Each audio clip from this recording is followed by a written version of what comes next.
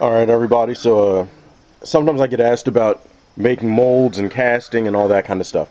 So I'm trying to make a mold of an object for action figures, right? So the Cosmic Cube. So this is for a 6-inch scale action figure. I sculpted this and trying to get it into the camera frame there. So what we've got here is the cube itself, and I've made a little tiny bit of an energy trail for it, right? Now, I'm going to use one of these little tiny cups. It's really small. Forgive the sound of the traffic. As I explained previously on the painting tutorial, I'm outside these days, so my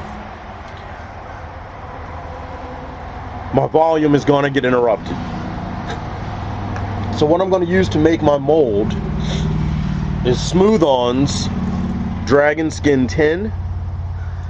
Alright. I like the Dragon Skin because it's a 1-to-1 mix. You know, even parts instead of, say, what's the other one called? There's another one where it's 1-to-10. It's just not very much fun to use. You've got to actually measure it out, the tiniest imbalance, and you ruin everything. Now I'm not measuring these because I've done this a lot of times, so I don't usually make mistakes on my measurements. Okay, and of course I've said it, so I'm going to mess this up now. But so we're going to pour.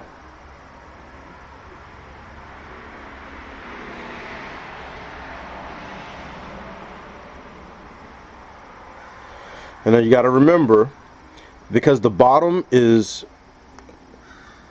thinner, it's shorter space across, when you put it in the actual cup, it's going to look like more is at the bottom than there is on the top part of the mixture, okay? But the reality of it is it's not. Now, I'm making the mold as broad as I am so that once it's cured, I'll have enough surface that I can hold it and flex it and it won't make a problem.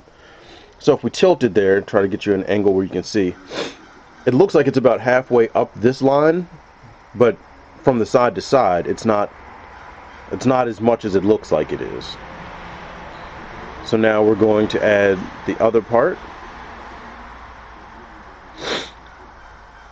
Forgive my sniffles, I do have a bit of an allergy going. Alright, so now I've poured the two parts. I'm going to use a big, I think they're called jumbo craft sticks. I got them at Walmart for a couple of dollars. I prefer the jumbo size ones because they're easier to hold on to when you've got to stir for long periods of time.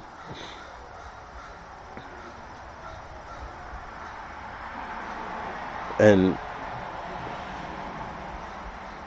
my cup isn't really deep enough for all of the spinning and mixing that I have to do, so we're going to mix a little clump at a time. We'll dig down to the bottom and then turn it over. And by doing that, I start making the mixing process a little easier. Alright, because if you don't get all your sides, then your mixture is going to end up with spots that are completely unreacted, and when it comes time for demolding, you are going to have problems. And I'm not speaking from a point of, oh, that's what I've heard. I've actually had that happen, so I'm telling you, it can and will happen. Alright, so I'm confident that I've mixed the positions in the cup enough that I can stir it, and by stirring and changing directions, I'm going to get a good mix out of it. Now the more I mix, the higher the friction is, which makes it more heat, and that heat is actually going to help it out a little bit. Now I do not have a pressure pot, and a pressure pot is supposed to make this entire process so much easier. Because I don't, Dragon Skin makes it even more desirable for me, because Dragon Skin will self-cure on its own, room temperature, And I can leave dragon skin out in direct sunlight, like we're going to find right here, for the next few hours. And that direct sunlight is going to actually help it heat up and let some of those air bubbles out. Okay? It won't get all of them. It's sad but true. Now, dragon skin's benefit is that it's and I really should be using some kind of gloves, but I'm poor and I'm out of gloves. So, oh well for right now. If you're doing this at home, please remember to use gloves. Now, the clear that I use when I'm casting, and we'll talk more about that when I get to the casting step, the clear I use takes longer than the solid colors I use to cast in, okay? My preferred solid casting resin is Smoothcast. I use Smoothcast 300 Bright White. If you talk to some folks, they'll tell you, oh, well, it doesn't take pigment the same as the amber colored one. The amber color one, I believe, is called Color Match, and it's designed to take color. But what I found is that the Bright White takes the color just fine. It meets my needs for it, so you can get away with either one. And what you're looking for when you're stirring is you want it to get to that point where it's pretty fluid. You want it to be loose enough, and I want to say that its high viscosity makes it pour faster. If I've got that backwards, somebody can definitely correct me or whatever. So it's still pouring a little slower than I want.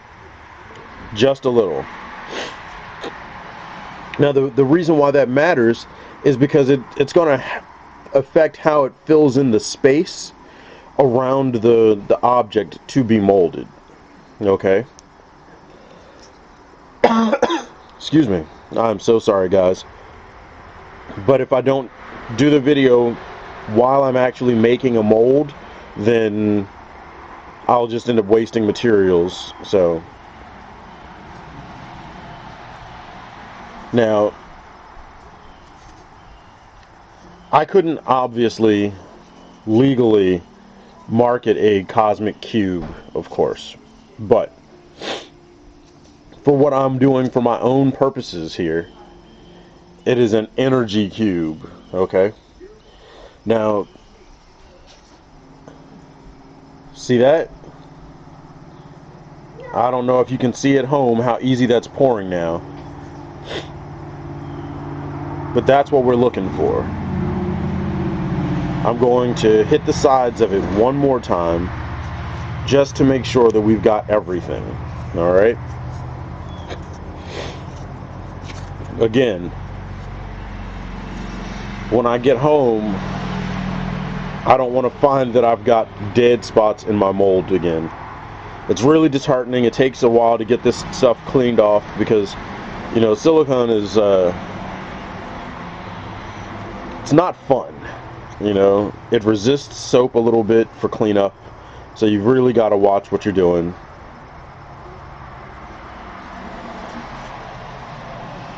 I am not a doctor, so I can't speak on how dangerous or cancerous it is or is not. I don't know personally. If memory serves me correctly, if purchased in the state of California, it does come with a chemical warning on it. So do with that information what you will. Now, we're going to take this and we're going to gently set it on top and then slowly tap it a little bit at a time and let the space fill up around it. I'm going to use my stir stick to submerge it all the way. And the reason we want to do it the way I've done, why it has to go into the mold like this, is that that tail needs to point up this way. Because when I break the cup off of the mold later and remove the mold from the cup, I'm going to be casting by flipping this upside down. When I cast upside down, that's going to let gravity help fill that hole that little energy tail there, so that I don't have to fret about it filling correctly and cutting extra channels and stuff like that. So there we have it. That's our mold. The mold is made. The energy cube has been placed into the mold. Next time we look at this, I'll try and show you the process I use to actually put it all together. Thanks for checking out the video. Remember, rate, review, subscribe, all that good stuff. You guys take care.